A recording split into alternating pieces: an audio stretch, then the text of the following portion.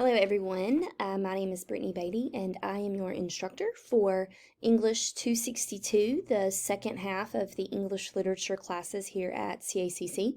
I wanted to do a quick video to kind of show you how English 262 will look online and to show you where everything is to get started. So if you've clicked on this video, then you obviously have made it to our Blackboard page, which you can see here on the screen. So you've clicked the Start Here First button because that's where the video is. I do want you to notice that there is this virtual office space. This virtual office space is just a place for you to ask questions to the class. I do not get notifications when someone posts to the virtual office, but if you have questions about a reading that you want to ask everyone, or if you just want to talk with someone else about what it is that you read, you want to kind of work through it, that's the place for you to ask questions. I want you to notice that the first module is the Start Here module. After this week, you will not need that at all. The second module is the syllabus and instructor information. So in this module, you'll find my office hours and contact information, and then you will find our syllabus and calendar. You will need that syllabus to complete the attendance activity for this course because the attendance activity is the quiz that covers the syllabus. Please note that my office hours are Monday through Thursday from 1 to 3. And Fridays 8 to 11, but I am available by email whenever you're at a computer. So I like to tell people that if you email me within the business day, I'll probably email you in a few minutes. If you email me on the weekend or late at night, I might email you back immediately, and it might be the next business day whenever I get back to the office. Just kind of depends on what's going on. But email is the absolute fastest way to get in touch with me. Blackboard message is not the fastest way to get in touch with me. Email me. That'll be your fastest and best route of communication.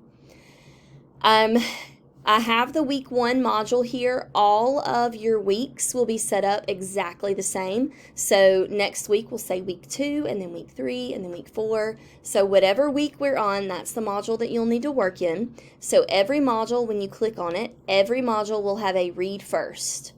Read that first. It's going to give you a list of the things in the to read or watch folder that you need to pay special attention to, and then it's going to give you a list of things that you need to turn in. So this gives you a good overview of the week. I would suggest, even if you're not ready to sit down and read or watch the information, I would suggest on Mondays, look at the overview page and just kind of map out your week from there so that you know when to do things. Some of our assignments, if you wait until Sunday to start them, you absolutely will not pass those assignments because some of our assignments are pretty intense.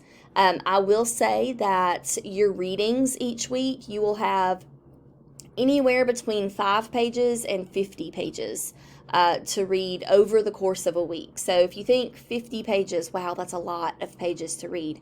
But if you break it down and you start on Monday, that's only 10 pages a day of your work week. So it's not going to be a lot of reading if you pace yourself. I will open up each week on Monday, and everything that is due for that week will be due by 11:59 p.m. the next Sunday, except for this first week because the required attendance assignment is a little bit different than everything else. After you overview the week's assignments, then you have 2 folders. You have a read folder and a turn in folder. In the read folder, I will have everything that you need to read listed right here.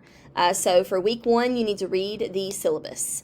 And then in the Turn In folder, any quizzes or any assignments that you'll need to complete will be in the Turn In folder. So you'll click on that and you'll see the syllabus quiz is already here. It is due Wednesday, January 18th. So you have until next Wednesday to complete the syllabus quiz. If you do not complete this quiz by 11:59 p.m. Wednesday, January 18th, you will be dropped from the course. You will be dropped. So please get this in. Week 2, we will start content. So if you wait until week 2 to complete the syllabus quiz, then you'll have next week's content, next week's quiz, and the syllabus quiz to complete. So it is in your best interest to complete the syllabus quiz as soon as possible. One more thing, excuse me, that I want to go over is what your textbooks look like. We are working in the Norton English Literature books. They are the 10th edition. Those are the ones that you should have, the 10th edition. If you have a 9th edition, they're going to mostly be the same, but your page numbers are not going to be right. Sometimes the 10th edition leaves out things that the 9th edition had, and vice versa. So to stay on track with my syllabus, you need the 10th edition. The first one looks like this. It's pink. It says 10th edition, the Victorian Age. So this is the first book in the set. If you order from the library, you'll get a set of 3 different books. The Victorian Age is the first one. I'm sorry, the Victorian Age is the second one.